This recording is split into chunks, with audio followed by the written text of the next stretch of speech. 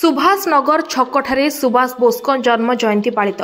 गजपति जिला पारलाखिमुंडी स्थित सुभाष नगर छकठारे आज 9टा बेले सुभाष बोसको जन्म जयंती पालित हो जाइछि। जिला प्रशासन तथा स्थानीय युवक मानक पक्षरु आयोजित यह कार्यक्रम में मुख्य अतिथि भाव जिला आरक्षी अधीक्षक जतेन्द्र कुमार पंडा, अतिरिक्त जिलापाल राजेन्द्र मींज सह अन्य अतिथि माने उपस्थित रही सुभाष चंद्र बोसको प्रतिमूर्ति में पुष्पमाल्य दी श्रद्धांजलि ज्ञापन करथिले।